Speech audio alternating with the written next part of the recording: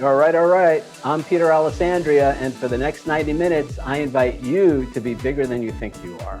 If you're new here, welcome. If you've been here before, welcome back. Let's take a look at our agenda for this evening.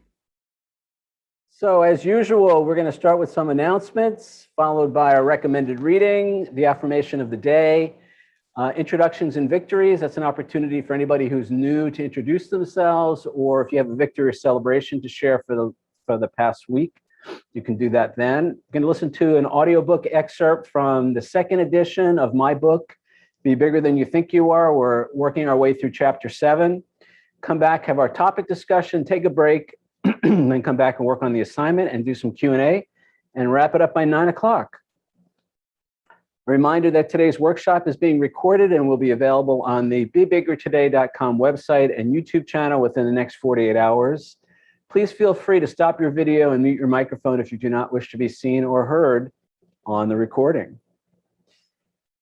Be Bigger Than You Think You Are, first edition author-signed paperbacks. I have a couple of copies left that you can use a workshop 20 at checkout to save 20% as a discount code, and at bebiggertoday.com/book, and I will sign this book directly to you and send it directly to you. And while you're there, check out my New York City photo book, New York Cityscapes, collaboration between myself and 6 other New York City area photographers. We each have our own unique take on the Big Apple and what makes New York City so wonderful, the landmarks, skyline, and all of that. This photo book is available on my website at bebiggertoday.com/bookstore. Still on sale for $16.95. Check it out. We also have hats and t-shirts, bebiggertoday.com/merch. Save 20% with the discount code MERCH20 at checkout. And also check out my original fine art photography, landscape, cityscape, and abstract images. These are all professionally framed gallery wrap canvas prints. They're available on the website at bebiggertoday.com/art-photography. And here's tonight's commercial.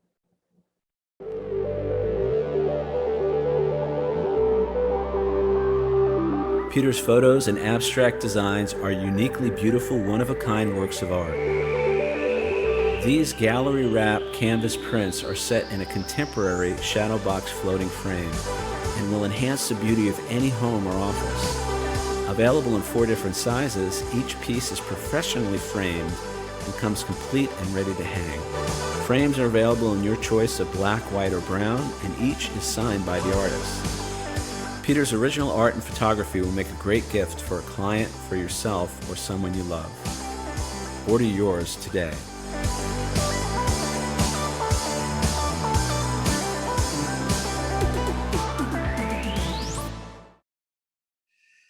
All right, and moving right along, I also have some more merch, refrigerator magnets. These are my original NYC refrigerator magnets. My original photos, New York City photos on refrigerator magnets. Last week, we heard the story about how these, as well as all the other New York City souvenirs that use my photos, came about through the process of forgiveness and not taking things personally. If you're interested, check it out, bebiggertoday.com/merch. No refrigerator should be without them. My most recent podcast, What's the Difference podcast, the US-UK network. Go to my website at bebiggertoday.com, look for this on the homepage, click on it and this image, and it will take you right to the podcast interview. We talked all about overcoming our limiting thoughts and beliefs. And I am available for one-on-one coaching as well as corporate consulting. So if you're a creative person, an artist, a writer, a photographer, or if you have a company or work for a company who would like me to come in and speak to your sales team or your management team on how they can be bigger than they think they are, reach out to me through the website at bebiggertoday.com. And finally, I'm still accepting donations. I'm looking for support to continue to offer the workshop at no charge. Suggested donations are $5 per week or $20 per month.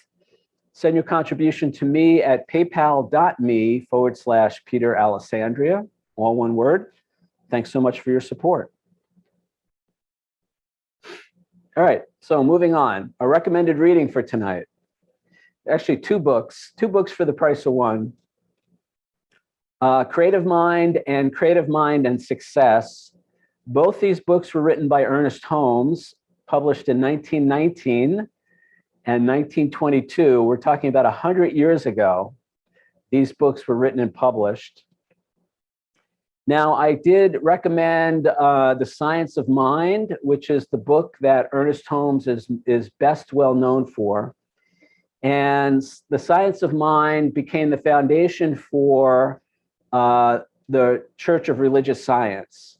Not Scientology, the Church of Religious Science, which many New Thought people know about. And Ernest is actually a really cool guy. Here's a little background on him. He was born in 1887. He passed in 1960. He was an American New Thought writer, teacher, and leader. He was founder of a spiritual movement known as Religious Science, part of the greater New Thought movement, whose spiritual philosophy is known as The Science of Mind, which is also the title of his book. He was the author of Science of Mind and numerous other metaphysical books, and the founder of Science of Mind magazine, which has been in continuous publication since 1927. And Science of Mind magazine, I got that for many, many years, and it was very helpful for me in kind of moving me along on my spiritual path. Principles he taught as Science of Mind.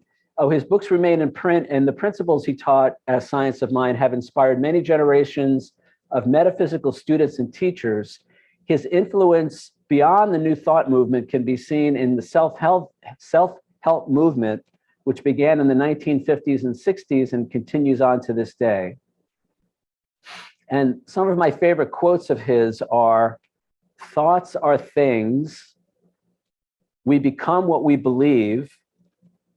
And my biggest recent favorite is, "Stop expecting problems." Because remember, we get what we think about, whether we want it or not. So these two books, I've actually been listening to Creative Mind for the past week. It's available on YouTube as an audiobook and elsewhere. And it just reminded me of how much I love his work. And you got to remember, 100 years ago, this was kind of cutting edge technology. I mean, he treated spirituality. One of the cool things about Ernest Holmes was he treated spirituality as a science. He used a scientific method. He saw these principles, these spiritual principles that could be applied over and over again with different people in different situations.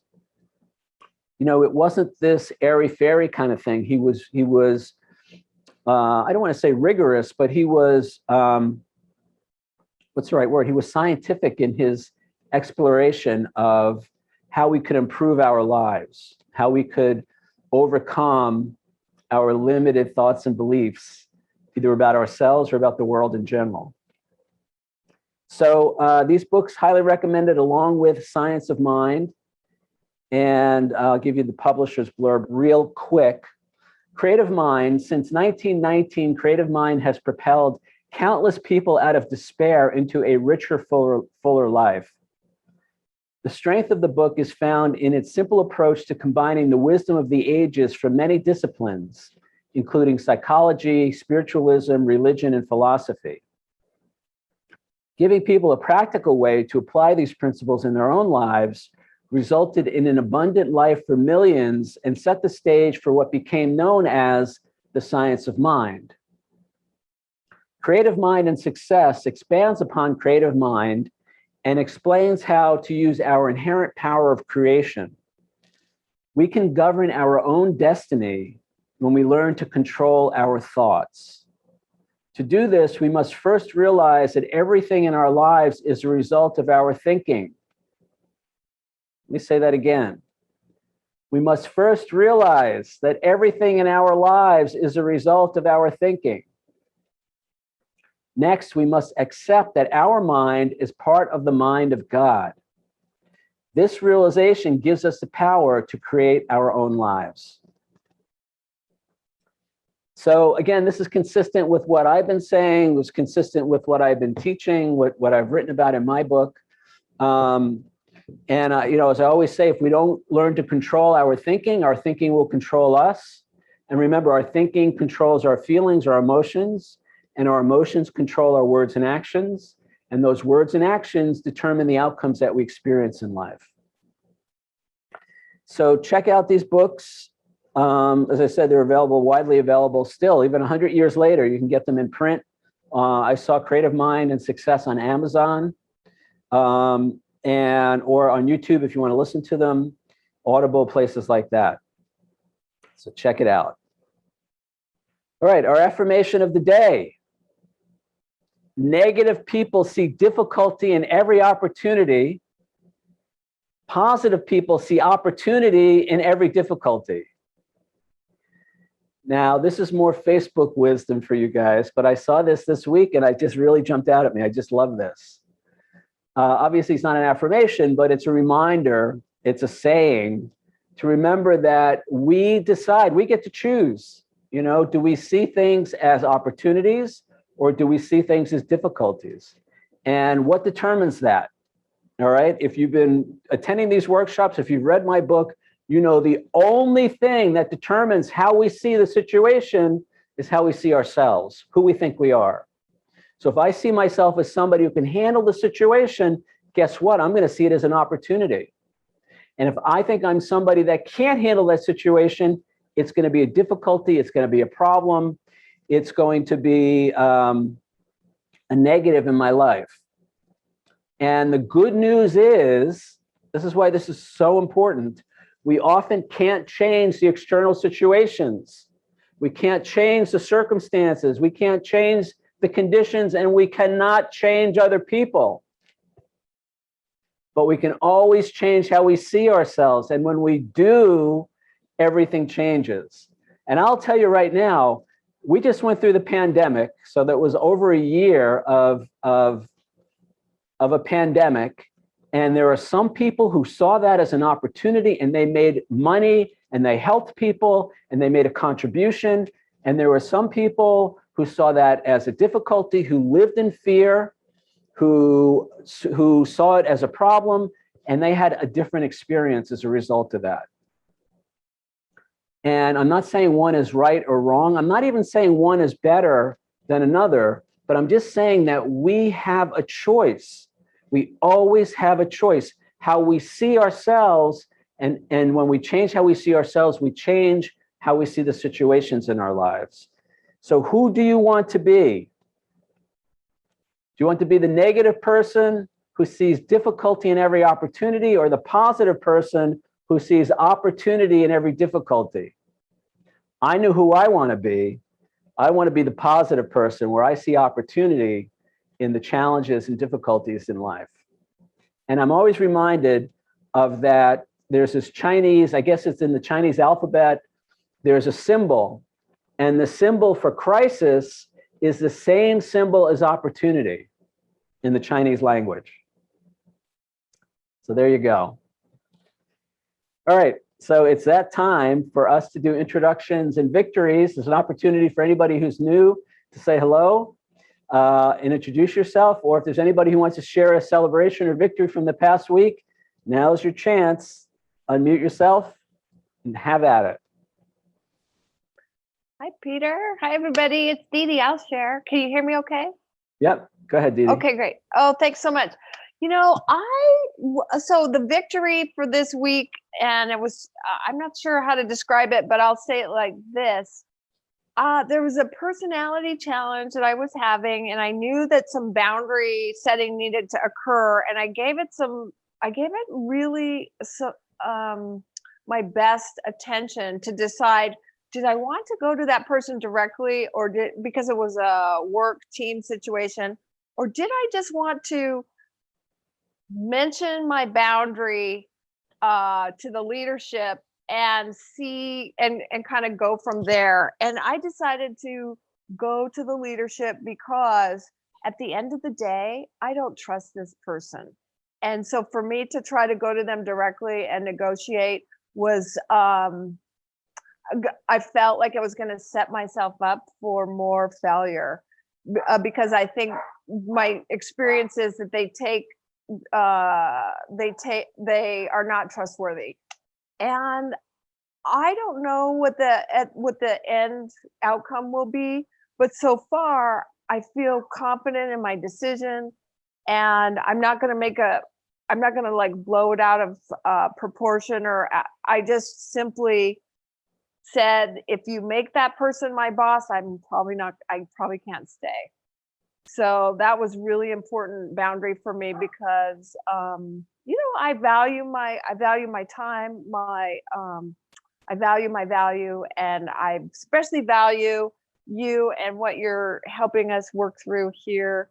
Glad to be here. And I am a student of, they call it, it's not Science of Mind anymore, it's Center for Spiritual Living, for 35 years and counting. So I'm very grateful that it's part of this Be Bigger Today program. Thank you, Pat. Thanks, Dee Dee. All right, good stuff. Really good stuff. Yeah, Center for Spiritual Living. They're all over the place, but they apply the principles that were originally written by Ernest Holmes in The Science of Mind. And I was just going to say, I mean, what I heard in your share, if I may say, just relating for myself, self-care. Self-care comes first. Knowing who's trustworthy, knowing who's not, taking care of ourselves. That's always first and foremost, and then communicating. It sounds like you were able to communicate in an appropriate way what your boundary was. So woohoo, good for you. Good job. Want to say anything else? You're good. Just thank you. So glad to be here. And I can't wait for the next 3 weeks, because I know the gem that I need the most is in there. So thanks for sticking it out, Peter. All right. Thank you, Dee Dee. Who else wants to say hi, share a victory, check in? Looks like Barb is ready to go. You sure I want to get off this couch? Oh my goodness. I lay back and I can't get up. Just want to say hi. Victories or whatever, but I had an experience today. It was like, you helped me with it one other time. There was a lot going on. The person that I have a problem with was on vacation, so I'm filling in for her. I'm working full time. And Human Resources was coming to the office. I know her. I knew she had to do some things, but last night I'm thinking and I'm going, well, Human Resources could be coming and I could be getting fired, because that's, what happens is a lot of times, they always, what is the word? Check themselves. Like, you need to have somebody officially in charge who lets you go. So, I was able to sleep. I let it go. I said, okay, I'm going to do what Peter said. Either they let me go and I'm going to be very happy because I can't stand this job anyway, or not, and, it was a little upsetting, but I don't know. I had a feeling, and yet at the same time, I didn't have a feeling. And I put all the principles in place. I said, it's what did we say? And I'm kind of tired, but it's not the situation, it's how I'm going to respond to it. And that's all I told myself. That's what I continued. They were there for about 2 hours doing other stuff. And I said, okay. Then the door was closed and, the priest and her were talking and, I'm saying, okay, it's coming now. It's not the situation. It's how I'm going to respond, but I was doing my work. I was fine. That's a victory in itself. That really is. To have, you just said it with Ernest Holmes, how to improve your life.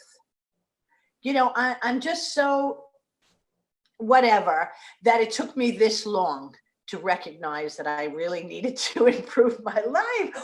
Or what do they say? Improve the way you think about yourself. My God, it took me so long. So, I was fine. All right. They came out, small talk, blah, blah, blah. And she left. No problem. I didn't get fired. I didn't have to respond. And so I'm just letting you know. I just think it was so funny, because there is that tension in this job, as Dee Dee is saying. It's such a shame that you have to have these kind of dynamics. I guess they never go away. So again, I'm going to say Ernest Holmes 100 years ago was telling people that they got to get their act together in order to improve their lives. And basically, it's the same thing today, isn't it? It's exactly the same, actually. It's exactly the same. He's saying, what he's saying, change. I say, change your thoughts about yourself and your life will follow. Right. And so it's changing our thinking. It's changing how we perceive our perceptions. Who do you think you are? How do you see yourself? Now, if I may point out, let me ask you a question. So you had all these emotional, and I do this, I still do this, and we do this, everybody does this. But I just want to bring this to our awareness for everybody who's listening or watching. And just, what we do is the event is basically neutral. We don't know what's going to happen, right? All we know is that somebody's coming into the office tomorrow. But we go on this whole thing in our head about how it's going to go. And we have all these thoughts. I'm going to get fired, or I'm going to get reprimanded, or it's going to be horrible, or whatever. So number one, we have a choice there, how we're going to think about it. And then number two is notice the feelings that it generates in the body. The feeling of anxiety. I mean, I know you said you could sleep. There's been plenty of times when, in anticipation of what was going to happen the next day, I couldn't sleep the night before. Well, I had difficulty falling asleep. Yes. Yeah, you're all tense. I was lying there going, oh my God, get. So this is really important. The body, our emotions, emotion, energy in motion, feelings in the body are triggered by our thoughts. I know. Because you're sitting in your bed. We're sitting in our bed at night. There's nobody else around. Certainly nobody's firing us or reprimanding us. And we go through this emotional reaction based on our own thoughts, which are based on who we think we are, how we see ourselves. See, if I thought that I was a great employee and I was, worth my weight in gold, and, I had all these positive ideas about myself, I would not anticipate a negative repercussion from, the boss coming into the office from another division, or, whatever it is. So it's how I see myself that starts that train. Remember, we have this internal filtering process, and that internal filtering process takes all the data from the outside world, puts it through like a meat grinder, and what comes out is we give that situation a meaning, but the meaning is based on who we think we are. If I think I'm a great employee, I'm going to give that situation a different meaning, and when I give it a different meaning, I'm going to have a different reaction. Well, I feel like that's how I've been dealing with this person, this very negative person, as you said it, so negative. And, I keep all her negativity in check. I know not to even say, open up a little bit for any of it to come out, because I can't stand it. But I was thinking exactly what you were saying. I have been going towards that, where I sit there and I do my job and I just think I'm the greatest employee in the world. I'm just the greatest person. I mean, there's nothing wrong with me, and there's not, and I know. And then I think, okay, in a way, when you do that, you're making the other person crazy. You know what I mean? Because I think it was last week when I worked with her, I had to then, do that. And I was just fine with myself and doing my job and, doing the bulletin, as we say, and it all done. And she's banging and clanging and running back and forth and everything. And I don't know, something was obviously pissing her off, and I could care less. I never heard a response from it. I don't know, but I know that's how she is. And I don't know, Peter, why do we have to learn how to turn these people? Well, we do have to learn how to turn these people off. Well, all that is, Barb, that's just boundaries. Remember, we had this conversation about boundaries. Yes, so we have mental and emotional boundaries, meaning we don't let stuff in that's not healthy, that's not good for us. So that's all you're talking about. You're just talking about a mental or emotional boundary. And that's how we keep ourselves safe. And that's how we keep ourselves sane. But why do we have these people in our lives? She is the perfect teacher for you. You said that last week, I think. And Dee Dee has one too. Yeah. Everybody has one. This is all for our highest good. See, this is going to be my next book. This is my next book. We are not here on vacation. This is not vacation. Oh, no? We came here with a purpose. What was the purpose? We are spiritual beings. The purpose is to learn to love more. Right. No, I understand that. That's the spirituality. To learn to forgive, to learn to be compassionate, to love. Yes, to give. But it's easy to do that when everybody's acting the way we want them to. Anybody could do that. It's like saying, well, I want to be physically fit, but I don't want to go to the gym. Right. This is the gym. This is our spiritual gym, our spiritual gymnasium. This is why we're here. It's all for our highest good. And when we surrender to that and trust that and begin to say, okay, it's not about them, it's about me. And here's the other thing I was going to say, Barb, you didn't make her feel anything. If she was banging around, yeah. All right, we are not that powerful. Okay. I cannot make somebody else think, feel, say, or do anything.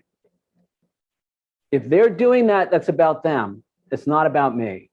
Now, I'm accountable for my behavior. We're going to talk about this tonight. If I'm harmful, if I've hurt somebody, if I've harmed somebody, and I'm using that word, harm, as opposed to hurt, and you'll understand why in a few minutes. If I've harmed somebody, I'm accountable. I take responsibility. I make it right. But I'm never responsible for somebody else's hurt feelings or emotional upset or whatever.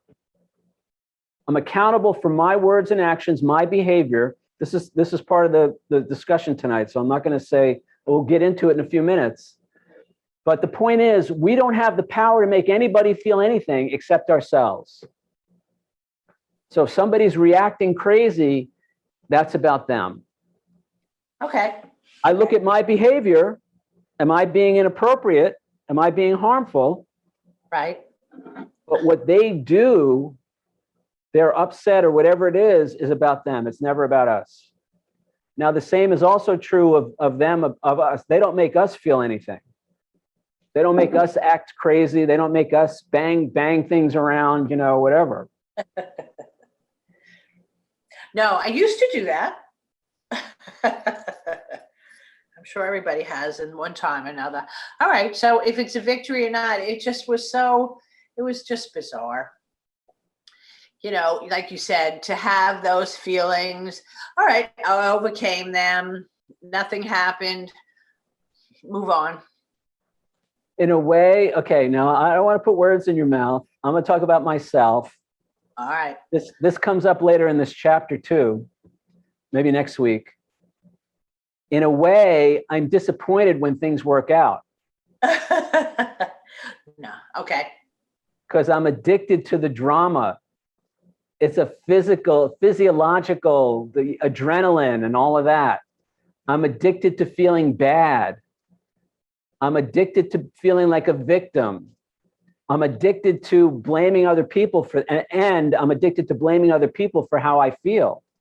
So when that doesn't happen, there's a transition period, and I talk about this, chapter 7. It can get to the point where we sabotage a good situation because of this addiction to drama. Oh no! Not anymore. Well, that's good. Yeah, no. I'm not going there anymore. No, I understand what you're saying. And even, I kind of knew in a way that you would say that, or it would be in your, our discussion, because, no, it didn't happen. And I didn't feel, that's what I said. It was amazing, or this is where I want to be. Okay, great. It didn't happen. Move on. I don't need that addiction to the drama. I didn't need any of it. It had nothing to do with me. It would be, okay. and that takes work. That took a lot of work to get there, because like you say, nobody, even if I was addicted and I was going through all that, nobody would know that I was traumatized and I was this and I was that and I was, no, only yourself. Well, again, I don't want to put words in your mouth, but what I would do, see, the ego kicks in, and then I would tell everybody what an asshole they are. Yeah, I used to. Yeah. Right. I don't want to do that anymore. Good. Or you don't either. I'm almost over it. I'm not quite there totally, but I'm close. Yeah. Okay. It's difficult. I mean, there is a physiological, again, I talk about Dr. Joe Dispenza and his work. He talks about the physiological changes in our body when we experience negative emotions. And it is like a drug. It's like heroin. It's like alcohol. It's mood altering. And the cells of our brain and our body become addicted to the self-pity, to the anger, to the defensiveness, to the victimhood. How could you do this to me? That changes our physiology in the chemicals, the hormones in our body. And we become addicted to that. And it's like breaking the addiction to any drug or any behavior or anything like that. So what you're describing, and this is why I bring it up later in this chapter, we can do all this great work. And if we're not aware that that's a possibility, it's very easy to slip back into that old pattern of interacting with, especially if it's somebody that we live with or we've had, a long history with. It's very, very difficult to break those patterns unless we're really conscious and really aware of it. Right. No, it is. No, a lot of times, that patterns or the habits come back. I know that. I know. All right. And what you said is the answer. I don't want that anymore. No. It's a decision. It's a choice. It's a decision. And forgiveness really helps with that, as we'll see, because it frees us. See, forgiveness, we're talking about forgiveness in chapter 7. When we release somebody else, we're releasing ourselves.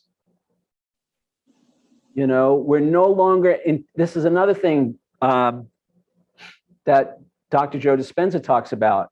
So in quantum physics, there's this thing called entanglement. And entanglement is when two separate particles, like two electrons, become entangled. What happens to one happens to the other. And it's instantaneous. It's faster than the speed of light. And physicists cannot, because nothing is supposed to go faster than the speed of light. Physicists cannot explain how this happens. But it's this idea of entanglement. And Dr. Joe says we do that in our relationships with other people. We become quantumly entangled with them. And so we have this exchange of energy, which for many of us could be negative. And we have to break that. And forgiveness is a great way to begin to break that. True forgiveness, which is what we're going to talk about tonight. So let's jump in. Barb, you want to say anything else? No, I'm fine. I'm good. All right, good. We can chat a little bit later, but let's jump in because it's already 45 minutes in. Okay. All right.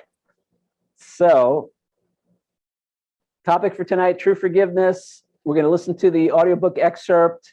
It's about 13 minutes, but it's really good, so pay attention. True forgiveness. If you want to question everything you believe in life, write a book like this. I've spent a lot of time the past few months thinking about all the things I'm saying here. I'm constantly testing whether or not they're true and examining how much I actually apply them in my own life. I mentioned once, and I'll mention again, I'm a work in progress. I don't do any of this perfectly, especially when it comes to forgiveness. Yet I'll say to you what I've been saying to myself. The fact that I'm not doing it perfectly doesn't mean I shouldn't continue to try. As I referenced earlier, in my opinion, the status quo is not serving us, either individually or as a species. Making an effort to move beyond what's commonplace is thus the only way to create an extraordinary life. I also find I'm constantly thinking about all this stuff, even when I'm not writing. As an example, tonight while doing the dishes, this thought popped into my head. True forgiveness is when the other person has done something we consider wrong, and we forgive them anyway. This may or may not be obvious to you, Yet before tonight, I guess I was still thinking of forgiveness as something like, if you make a mistake, that's fine, I can forgive you. But if what you did hurt me or someone I love, there's no way I'm letting you off the hook. Obviously, that's not forgiveness. I said at the beginning of this chapter, this forgiveness stuff is rad. For many, it's a call to live life in an entirely different way. I'm not saying we have to be saints, nor do we have to apply forgiveness perfectly. But I do think we have to try. And even if we're just being more forgiving of ourselves, that's a great start. Forgiving myself has changed my own life in numerous ways, and I bet it could do the same for you. Another thought that popped into my head tonight was, I'm not angry because of what they did. I'm angry because I'm afraid, and I'm afraid because of how I see myself. We've touched on this several times before. For me, this is a powerful reminder that ultimately it's who we think we are that determines our response to everything. It places the cause of our experience back in our own hands. It also places the power to change our experience there as well.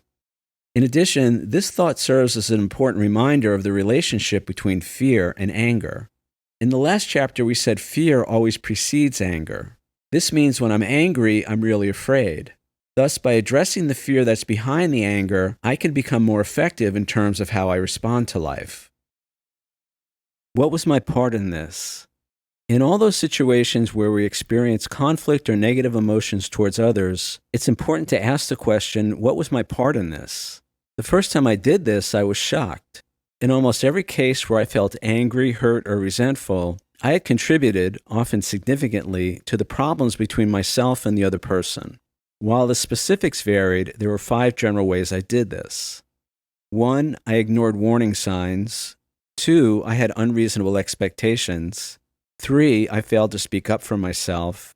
4, I was dishonest. 5, I didn't respect my own boundaries. The sum total of 1 through 5 is that I wasn't doing what was needed to take care of myself in the relationship. Then when things didn't work out, I blamed them. Notice this is the definition of resentment I mentioned earlier. With regard to 4 and 5 in particular, for much of my life it was very difficult for me to say no to other people. I did this because I wanted people to like me and I was afraid of disappointing them. But as my story about Stan shows, trying to please other people by ignoring my own truth can create a lot of stress and unmanageability in my life. Having the life I want means being true to myself while also acting with integrity towards others. However, this may mean risking disapproval at times. Thus, I have to see myself as someone who will be okay even if other people don't like me. This may not seem like such a big deal, but for much of my life, my self-esteem was so low that other people not liking me was a fate worse than death. Of course, saying yes when I really wanted to say no usually meant I ended up disappointing them anyway. So in the end, I did what I was afraid I would do in the first place. This craziness all came purely as a result of being worried about what other people thought of me. These days, I'm very careful about what I say yes to. I now understand the ramifications of agreeing to something without really meaning it. And oddly enough, today I love it when people say no to me. This is because it means they're being honest. It also serves as a reminder that I have the right to say no when something isn't working for me. So while of course I also love when people say yes to me, the next time you see me, feel free to say no about something if that's how you really feel. Finally, with respect to acting with integrity, many years ago when I was a young lawyer, I was struggling with money. The result was I wasn't entirely honest in certain financial dealings. While the amounts were relatively small, it was indicative of a much larger problem. I thought I didn't have what it took to succeed in life without being dishonest. Who I thought I was a person who had to cheat to get by in life. This was such a disempowering way to live. Today I've replaced that old belief with a new one. I can play by the rules and still win. I can be honest and still get what I want or need from life. Hurt versus harm. In terms of both forgiveness and taking responsibility, it's helpful to make a distinction between hurt and harm.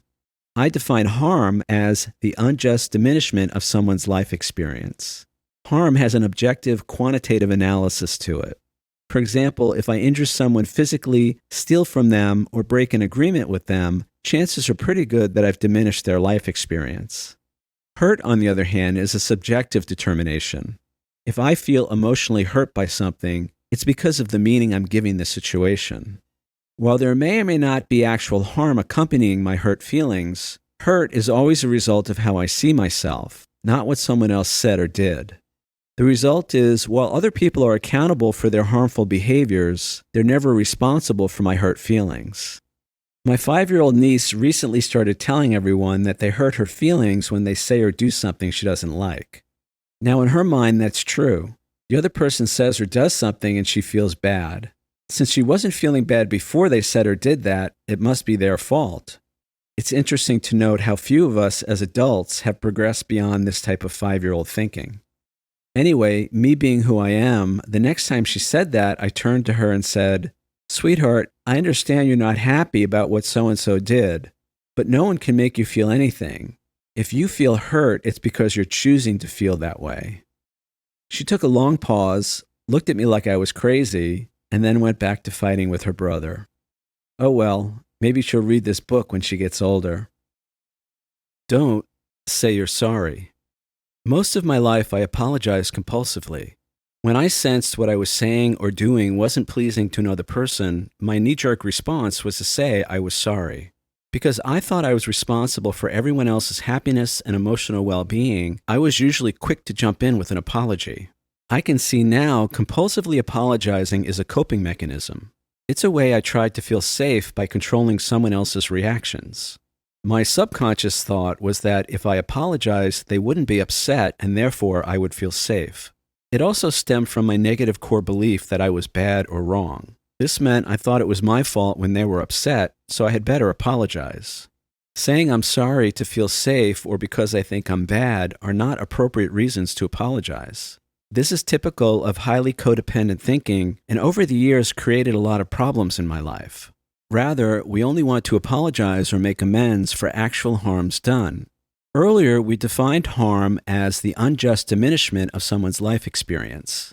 Thus, we only apologize when what we've done has caused another person's experience to be lessened in a more or less objective way. In that case, we can be willing to be accountable for our behavior and offer an apology or an amends to set things right. The corollary of this is we don't apologize or make amends to another person for their hurt feelings. As we just said, someone else feeling hurt is a subjective interpretation they make in their own minds. The hurt they think they feel may or may not be objectively considered harm. Let's look at an example. Suppose someone claims we hurt their feelings by not showing up at their kid's dance recital. It may in fact be true that their feelings were hurt. However, those hurt feelings are the result of their own subjective interpretation of the situation, not our words or actions. This is shown by the fact that someone else may not have cared at all that we weren't able to make it. The second person doesn't project their own feelings of unworthiness onto our actions and is thus not upset. Unless we broke a promise or were dishonest regarding our intentions, or unless we did something else like gossip or badmouth a parent or child to others, we probably don't need to apologize or make an amends for not attending. It's only when we do something that meets the harm standard that we take responsibility for our part.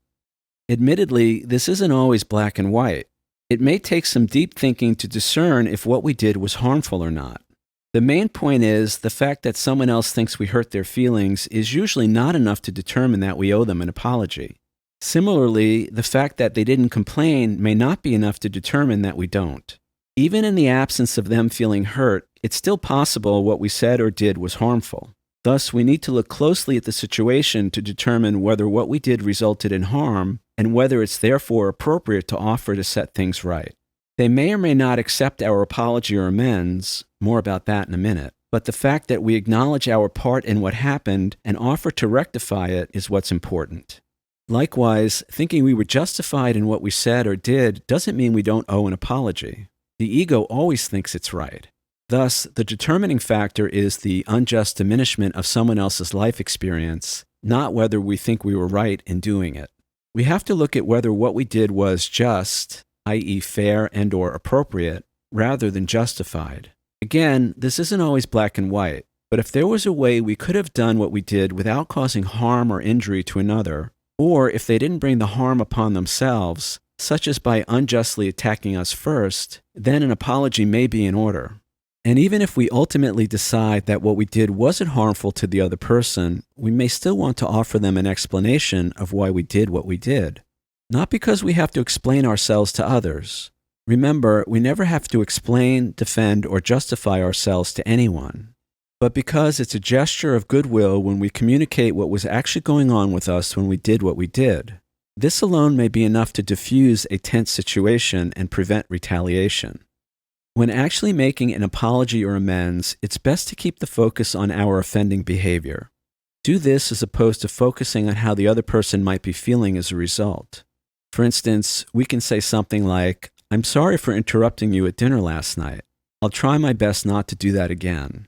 As opposed to, "I'm sorry if I embarrassed you in front of all those people and hurt your feelings when I interrupted you at dinner." While the second apology is probably better than no apology at all, the truth is we don't know how someone else experiences what we say or do. In the dinner example, they may or may not feel hurt or embarrassed by our actions. So keeping the focus on what we said or did is better than jumping into the subjective world of their inner thoughts and feelings. One more time, none of this is black or white. A sincere attempt at apologizing for what we did is probably better than nothing at all. But keep in mind, projecting onto them what we think constitutes their feelings may be just as harmful in certain situations as what we did to begin with. We also don't apologize for thinking bad thoughts or holding negative feelings about someone.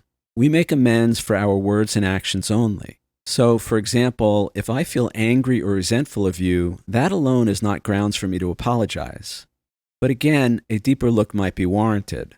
If I harbor negative feelings towards you, and if we spend any amount of time together, then chances are good that those negative feelings will at some point creep into my interactions with you. The anger or resentment may taint how I treat you. In those cases, I'll probably want to pay extra attention to what I say or do to see if those negative feelings tip over into actual harm. All right, so there's the audiobook excerpt for tonight. Got a lot to say about all this. Got a lot to cover, so I'm going to jump back in here. So true forgiveness is when the other person has done something we consider wrong and perhaps even harmful, and we forgive them anyway. This is, as I said, I've said many times, or several times at least, forgiveness is a radical way to live. It's radical compared to how we live, for how many of us live now. This is a radical way to approach life. It's a radical way to approach other people. And we better be really secure in who we think we are and that we're able to take care of ourselves, that we know how to take care of ourselves before we jump in and try to forgive other people, because otherwise we're just going to make it worse. We're just going to exacerbate the situation. That's why I spent so much time in the book and in the last couple of weeks talking about boundaries, how to take care of ourselves, because until we know how to do that, we shouldn't even try to forgive, because it's only going to make it worse. All right. So, and then the other thing is to remember, this is a reminder, and actually this was the assignment for tonight. I'm not angry because of what they did. I'm angry because I'm afraid. Remember, fear always precedes anger. And I'm afraid because of how I see myself. The situation is never the problem. The problem is always and only how I see myself in that situation. The feelings that I feel are based on the thoughts that I think, and in particular, the thoughts that I think about myself. That determines my emotional reactions in each situation that I'm in. So I'm not angry because of what they did. I'm angry because I'm afraid, and I'm afraid because of how I see myself. This is really important if we want to peacefully resolve our differences with other people. All right, the next part, so we're not going to have a lot of time to talk about this, but this is also very important. When there's been a problem, when there's a dispute, the question of what was my part in this is, I think, for me, one of the most important questions we can ask. Now, anybody who spent any time in 12-step programs, they know that in step 4, we do a fearless and searching moral inventory. And as far as I'm concerned, the key question to ask when we do that inventory where we go through each of the situations where we were challenged by other people, we had conflicts, where there was negative interactions. This question, what was my part in this? It changes everything. It moves me from being a victim to being a responsible party who contributed to that situation. And when I began to look at this question, it was like, wow, in every instance where I thought somebody else had victimized me or whatever, I had a part in that. Now, I'm not saying that they were not responsible for their part, and I'm not saying that they acted appropriately. In many instances, they acted inappropriately, but I had a part in how that played out. If nothing else, then I was responsible for putting myself in inappropriate situations with inappropriate people, and then blaming them for being inappropriate. It's subtle sometimes it's not so subtle. But the point is, I had a part in all of those situations, not to beat myself up, not to make myself wrong, but to begin to look at myself differently. Because as long as I think I'm a victim and it's all their fault, then I don't have a chance to change how I am in the future in similar situations with similar people. All right. And so these are some of the ways that I contributed to those situations. I ignored warning signs. I talk about this in the book. This woman that I had a relationship with, that I had very strong feelings for, that I was, thinking about maybe we were going to have a life together. On our very first date, she told me that she had left every relationship she had ever been in. And I thought, oh, well, it's going to be different now. It's going to be different this time. And I totally ignored that. So I ignored that warning sign. And 6 months later, she left me for somebody else. We had unreasonable expectations. We failed to speak up for ourselves. Speaking up for myself is really difficult sometimes. I'm learning how to do that in an appropriate way. But when I fail to speak up for myself and I just expect them to know what's working for me or what's not working for me, what's good for me, what's not good for me, that's my part. That's how I contributed to that problem. I also found I was dishonest in different ways. And most importantly, I didn't respect my own boundaries. I didn't even have boundaries. So there was nothing for me to respect. That's how out to lunch I was in terms of my relationships with other people. All I knew is that I was a victim and it was their fault. So by looking at these questions and beginning to say, okay, I know that I contributed to this in some way. And again, we're not making excuses for somebody else's inappropriate behavior. We're not making excuses for somebody's harmful behavior. And I have a part in every situation in my life. And the more I embrace that, and that's what chapter 2 is about. Chapter 2 in this book, taking responsibility. Why is that so important? Because when we take responsibility, that's how we get our power back. And without our power, we're powerless. And people walk all over us. But it's power over ourselves. And my boundaries are for me, not for other people. All right, so ask this question. You may not feel like it's, it may take some time to really look at this and say, wow, well, I really did have a part in that. I really did. I didn't speak up for myself.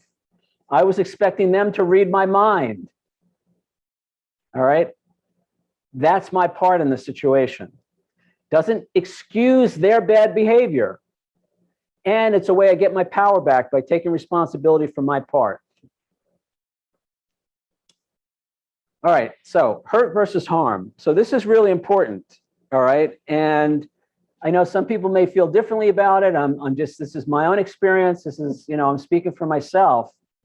But as far as I'm concerned, hurt is a subjective determination based on the meaning that we give the situation based on how we see ourselves, versus harm, which I try to look at harm as a more objective standard. It's not a subjective determination, it's more objective.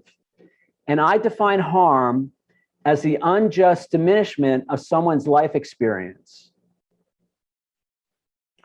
All right. So I know that's kind of a mouthful, but what I want to do is distinguish between our subjective determination of my hurt feelings. And again, the example I gave in the book, in the audiobook tonight, was my 5-year-old niece. She's now 7, but when she was 5, at one point, she just started telling everybody how much they hurt her feelings. Anytime they did something that she didn't like, she would tell them that they hurt her feelings. And I get it, it's certainly at 5 years old. But I said to her at one point, I stopped and I said, sweetheart, I said, nobody can hurt your feelings. Nobody has the power to hurt your feelings. If you feel hurt, it's because you're choosing to feel hurt. And, as I said in the book, she looked at me like I was crazy and then went back to fighting with her brother. The point is, a lot of us, even as adults, don't move beyond this 5-year-old mentality, which is, other people hurt my feelings. And it's their fault that I feel the way I feel. I mean, that's basically what she was saying. It was their fault that I feel bad. And I've been saying since day one that nobody has the power to make us feel anything. So I say hurt is a subjective determination based on who we think we are in that situation. Harm, I define as the unjust diminishment of someone's life experience. So this is more objective. So if I verbally or physically abuse you, I have diminished your life experience. If I have a contract or we have an agreement and I break that contract or break that agreement, I have unjust, and I'm not justified in breaking that contract, then I have unjustly diminished your life experience. If I steal from you, if I damage your property, if I steal, if I take credit for your work at work, if I take credit for your work, your hard work, I've diminished your life experience. In all those types of situations, I've harmed you. And when I harm somebody, I'm accountable for my harmful behavior. So I make an amends, I take responsibility for that, I set things right. If I break a contract or if I steal from you, I make restitution. I make you whole in that situation. Versus hurt, and it's my position that I'm not responsible for somebody else's hurt feelings. I'm accountable for my words and actions. I'm accountable for the effects of my behavior in a more or less objective sense. But whether or not your feelings are hurt, I don't have any control over that. And I actually don't have the power to hurt your feelings. Now, the opposite is also true. You don't have the power to hurt my feelings. If my feelings are hurt, it's because of a subjective determination of how I see myself. We talked a lot about this in chapter 4 in the context of our love relationships. If I feel hurt when somebody leaves me, when somebody breaks up with me, chances are, now again, I'm not excusing somebody else's bad behavior, somebody else's inappropriate or unloving behavior, but they still don't make me feel hurt. If I feel hurt, it's a subjective determination, and it's usually a subjective determination that I'm not good enough to be loved. But that's secretly how I feel about myself. I'm projecting my own feelings about myself onto the other person. It's not making excuses if they're dishonest. It's not making excuses if they're abusive. None of that. And how I feel is about me. All right. So if my feelings are hurt, that's a subjective determination of how I see myself. Because, I've had situations, I bet other people have had situations, for instance, where somebody breaks up with us and we're happy to see them go. Our feelings are not hurt. Well, what's the difference? Why is that different? Only one reason, because of how I see myself in that situation. In one situation, I feel sorry for myself because I feel unlovable, which is my own projection of my own feelings about myself onto the other person. And when I don't feel hurt and I don't feel bad, It's only because I don't see myself as unlovable. I don't see myself as unworthy. Chapter 4, go back and read that chapter. So we're accountable for our harmful behavior, but we're not responsible for somebody else's hurt feelings. And of course, it works the other way. Nobody's responsible for my hurt feelings, and hopefully they're accountable for their behavior if it's harmful. Now, as I said in the reading tonight, admittedly, this isn't always black and white. It may take some deep thinking to discern if what we did was harmful or not. The fact that someone else thinks we hurt their feelings is usually not enough to determine that we owe them an amends or an apology. But similarly, the fact that they didn't complain may not be enough to determine that we don't owe them an amends or an apology. Just because they didn't complain doesn't mean our behavior wasn't harmful. All right, so we want to think about it. We may want to ask other people, what do you think? Give me some feedback on this so we can begin to make a decision. And we want to look at whether what we did was just, i.e. fair and or appropriate, rather than justified. Because remember, the ego always feels justified. When we do something, anything that we do, when we attack another person, when we judge them, make them wrong for something, we always feel justified. That's the ego. So we can't really trust that. The default mechanism when we're operating from our egoic mind is justified anger, justified retaliation, justified attack. Whatever we do, we're justified because of what they did to us. We want to, and that's also 5-year-old thinking, in my opinion, by the way. So it's not whether or not we were justified. It's whether or not what we did was just, fair and or appropriate.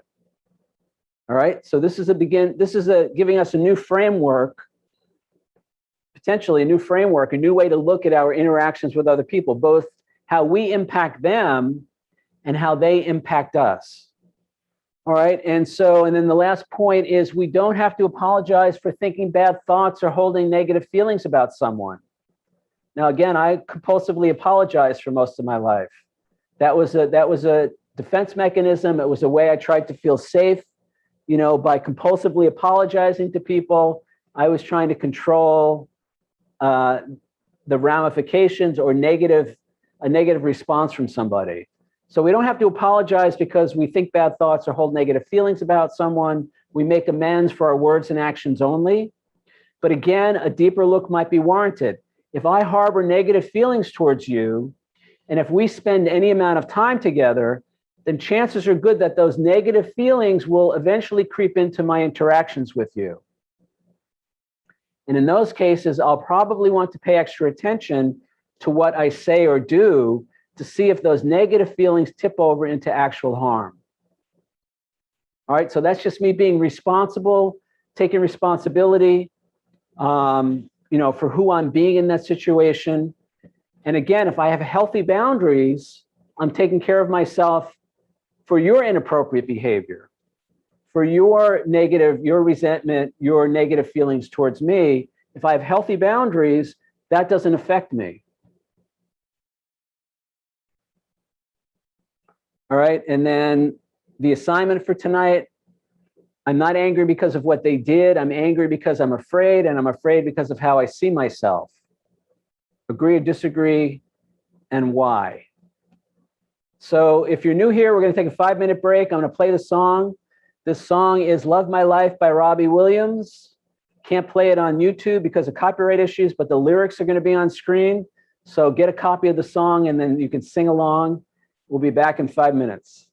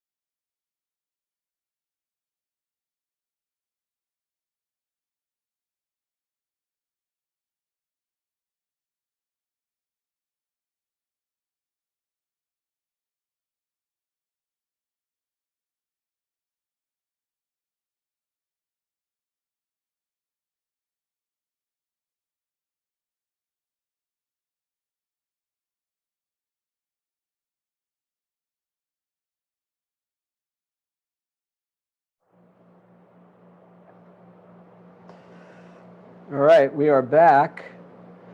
So who wants to talk about, we can talk about anything that we discussed, hurt versus harm, or any of that stuff. Hey, Peter. Hey, Go ahead, everybody. Dee Dee. Great, thanks. I just want to be really quick because I know it's been a long workshop. I am certain that, tell me the definition of harms done again. The unjust diminishment of someone's life experience. Yeah. So I feel pretty certain that I have some amends to make. And I am so far from, I am a really a long way from, wanting to do that in any real terms. So hopefully part of this process is just identifying them and becoming, kind of like willing to maybe forgive myself first and then see if the other part unfolds where it's a direct amend to another person. Because I'm still working out the part where not just what I did, but healing from the whole experience in multiple ways, not just in one experience, but multiple experiences. And I think that whole process of being willing to make an amends takes a great deal of life force and groundedness. And I don't have any of that to spare right now. Okay. Thanks for letting me be here with you all. Pass. Thanks, Dee Dee. Yeah, I mean, the amends process. So for anybody who's familiar with the 12 steps, again, steps 8 and 9 is the amends process. There's a lot of preparation that goes into that. And there's a lot of things to sort out. And we want to make sure we don't put ourselves in harm's way with people making an amends. So it's not something that's done lightly. It's something that we normally seek counsel from a sponsor or from somebody else. So if you're not in a 12-step program, you may still want to talk to other people before you just go apologize for something. Make sure that you're safe, that it's appropriate, and make sure that you're taking responsibility for your part. Because another thing that I did a lot as a codependent was I would take responsibility for somebody else's part in the situation because I didn't know. So there's a lot that goes into this. Now, why is this in chapter 7? We talk about forgiveness. For me, this is me taking responsibility for my part. It's how I get my power back, but it also frees me from the self-hatred, from the guilt, from the shame, when I've done things that have been harmful to another person. So we're going to mention this probably next week or the week after. I make an amends for me. I'm not really making it for the other person. Now, I have a very specific reason that I phrase it that way, and I'll discuss why that's true. But this all fits into the fabric of forgiveness. And then when I take responsibility for my part, I can free the other person from their part. And I can be free of it. This is the whole point of forgiveness, to be released, to be free from the entanglements that we have of negative energy and all that with other people. Forgiveness is something we do for ourselves, and amends is something I do for myself, because it's good for me, and it frees me from the bondage of the past, from the entanglements and all the negative interactions that I have with other people. So we'll talk more about all that, but thank you, Dee Dee. Anybody else? Who else? You want to say anything else, Dee Dee, or you're good? I'm good. So grateful. Okay. And so, yeah, this is a big deal. It's not something that we definitely want to get some help with this. And as I said over, a few times tonight, it's not always black and white. Sometimes making an amends or apologizing to somebody in a less than perfect way is better than no apology at all. So it's not black and white. It's not, we do the best that we can with it. So who else wants to chime in on our topic for tonight? Barb? How to do some things. Well, I told you not too long ago, my feelings were so hurt. I mean, I was just beside myself, when that whole thing came about, when somebody had to talk to me about, my performance, and it was, not good enough, whatever. It was not good enough. All the things you just said, we feel ourselves. Well, what about when you're told that and you think you're doing a good job and somebody says, can't you improve? Can't you do better? Can't you? It was like, I was so hurt. Boop, I was over the edge. So I was hurt for a long time. And then I told you, I went through and then it was forgiveness. And I never got angry. So, did I get angry? No, I stayed hurt. I stayed hurt for a lot longer than I thought. So, and I'm it's the same thing. I don't know. I don't want to be told that I'm not good enough. I don't want to be told that my performance is not good. I mean, who does? Especially if you're doing something, you're working, and you're doing the best job you can. So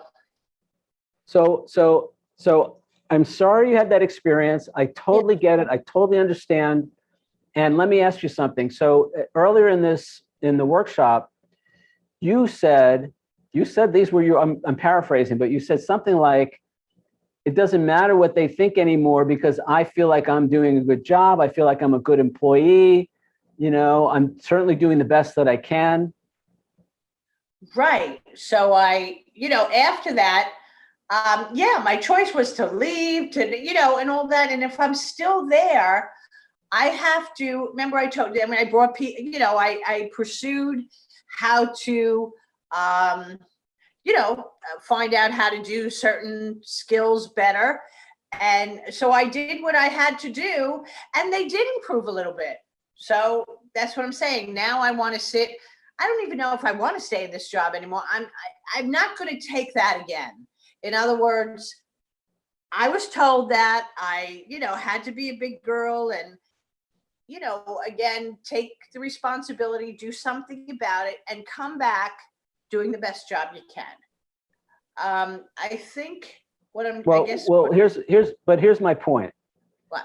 So you see yourself differently today than you did when that incident happened, even though it was recent. I guess so. I guess I do. Right. Because So if somebody came to you tomorrow and said the same thing, would it hurt as much? Wow. Good point. You know what I'm saying? So it's like, this is a subjective determination based on how I see myself. Right. Nobody has the power to hurt me unless I give them that power. Right. So do I still feel that I'm not good enough? Do I still feel like a victim? I don't know how you really change that about yourself. I want to say no, but I don't know. I don't know, Peter. I would have to say, good point. Maybe it's just a little bit less than it was. Okay. All right. Maybe it'll be a little bit less. Yes. And then after that, it's a little bit less and a little bit less and a little bit less. And then all of a sudden, one day, it's like, nobody has any power over me. Nobody can make me feel anything. Okay. So then this is right. This is the process. That's true power. And that's also freedom. Yeah. When people don't have the power to hurt our feelings, when people don't have the power to upset us, when people don't have the power to ruin our day, guess what? We are free. Yeah. But they never had that power. We gave them that power. That's what I'm trying to say. I'm not making excuses for somebody else's inappropriate behavior. I'm not making excuses for somebody else's unloving behavior. And it still doesn't have to hurt my feelings. I get to decide. And when I see myself as valuable, when I see myself as worthy, when I see myself as good enough, when I see myself as lovable, then guess what? Somebody comes up to me and says something like that, and I say, thanks for sharing. Thanks for your opinion. Now, I may recognize that I need to improve my skills in certain areas. I could take it as feedback. Right. But it doesn't have to hurt my feelings. It doesn't have to ruin my day. It doesn't have to keep me up at night. Remember, the ego says, how could you do this to me? Right. I was missing the anger, but I will say that I told you that I felt that pit. I felt that horrible feeling. And yeah, okay. All right. So, And now I bet next time, if it happens again, and it may or may yes. not even happen again, it's not going to hurt as much. Right. And then it's going to be even less. And then it's even less. And then it's even less. And then you're free. Right. But I need to keep on working at it. You know, that's what I'm saying. Keep on working at it. I listen to your meditation things. Yeah, every day. It's a lot of work. It's a lot of work. And then working, you get not, I don't know, you get not tired. What is the word? You know, then you want to coast there for a little while because you just can't do it anymore. Well, you know, nobody's making you show up at the workshops. Nobody's making you read the book. We choose this because we know the alternative. Right. Yeah. You know, we can either put in a little bit of effort now. Think of all the effort that we put in over the years to having hurt feelings. Think of all the energy that took. Okay, touche. There you go. So yeah, okay. Think of all the time we spent negatively affirming things. I'm not good enough. Nobody likes me. This is not going to work out. My boss is an asshole. Think of all those affirmations over and over and over and over again. Yeah. Okay. I got a little. It's only difficult. It's only hard because the ego does not want to let go of that. Yeah. The ego does not want to let go of I'm a victim, and it's your fault that I feel the way I feel. Oh, okay. But no, I'm there. No, I'm there. I know, you know, I want to let that go. Yeah. I'm in a good place. I think I told you. I think you knew that, and I know that. And okay, all the effort is worth it. Okay. Well, it's the same thing. You know, we can sit at home eating potato chips and say Right. we want to be fit and healthy, or we can exercise and be fit and healthy. Right. It's an act, in my opinion, it's an act of self-love.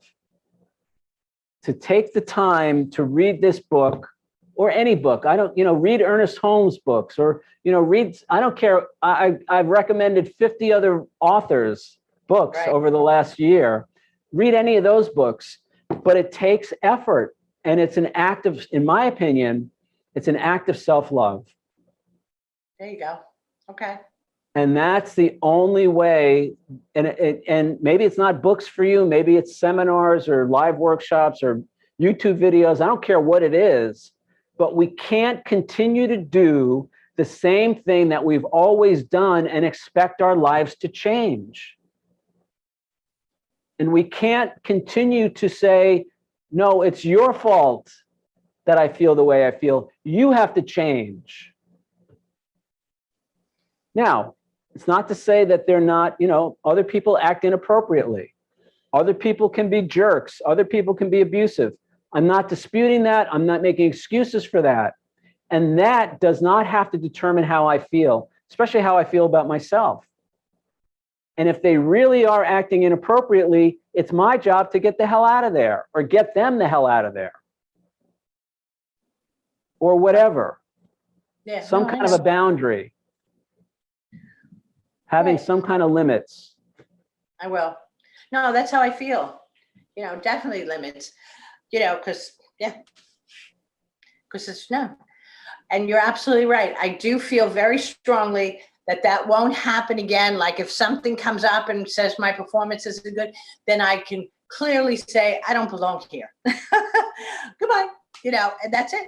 It's just, you know, and I would feel okay with that. Good. Thank you. You're doing great. You're doing great. You're doing better than you know, in my opinion. And I told you, and to talk about what you were talking about, I don't get angry anymore, Peter. I'm amazed at myself. So all of this, good. yes. So that maybe that means you're not as afraid, because remember, fear always precedes anger. Okay, so maybe I'm not as afraid. All I know is I'm not as angry. It's like yeah, okay, good. That's good for me. I'm going to say, this is my opinion on how it works for me.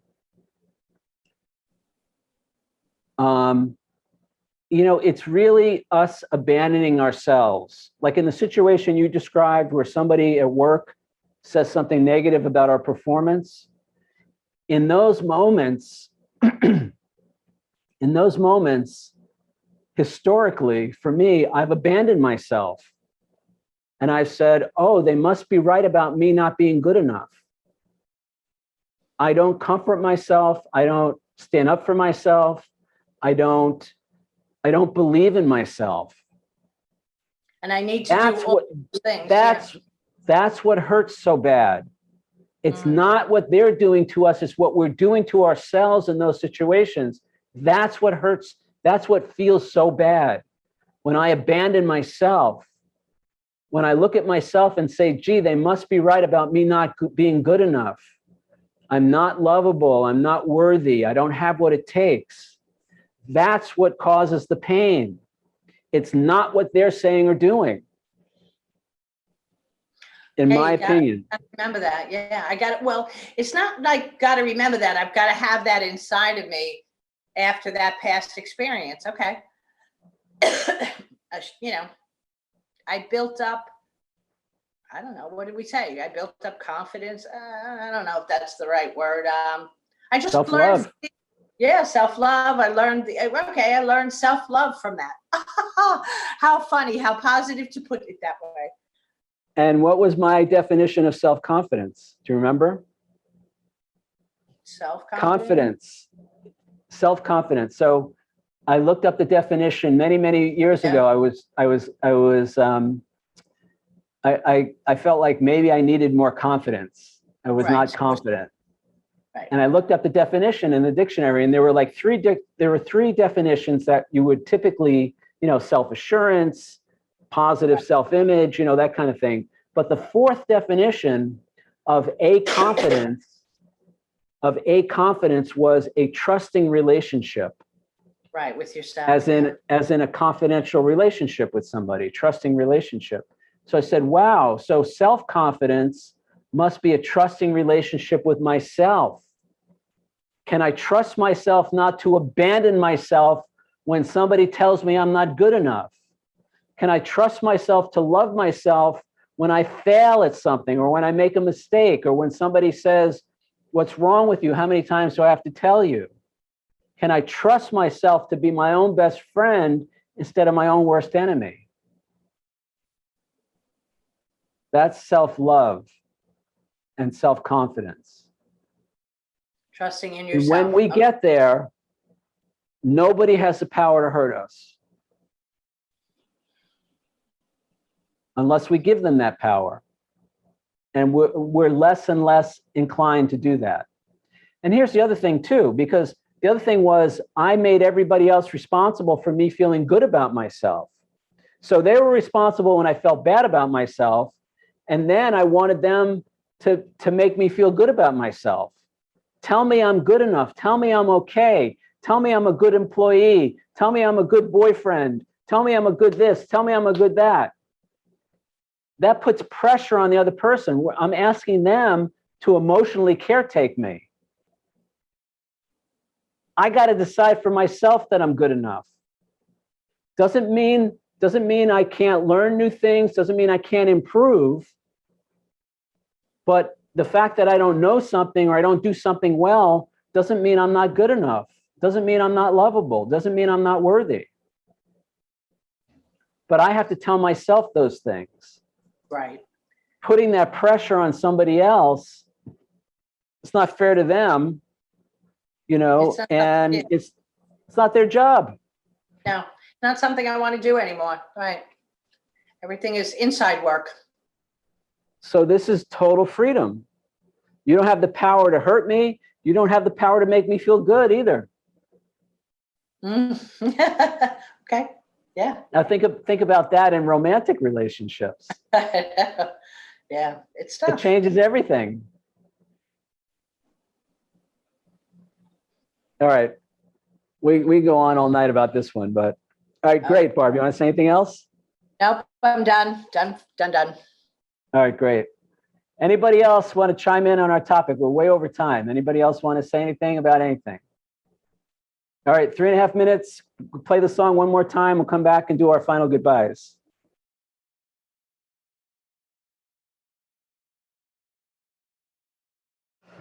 All right, guys, so that's it for this evening. Anybody want to chime in on anything? Say anything as we're wrapping it up here? I'll just Looks plug like- it's Dee Dee, I'll just plug your meditations again. Fabulous.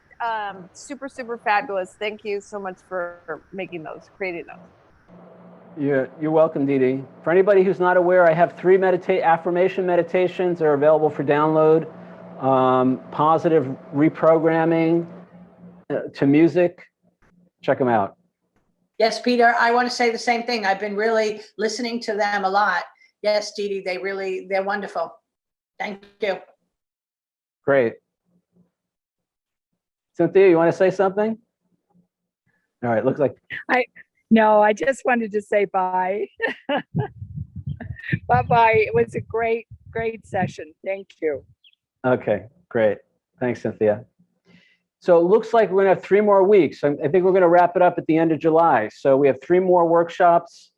Definitely going to take the month of August off and then decide what we're going to do in September, if I'm going to start over again or what we're going to do. So I'll let you guys know, but we're looking like we've got 3 more weeks, maybe possibly into the first week in August, but I think it's going to be just the next three till the end of this month. All right, guys. So remember, be bigger than you think you are today and every day. Have a great week. I want to hear all about your victories and celebrations next week. See ya. Good night. Good night. Good night.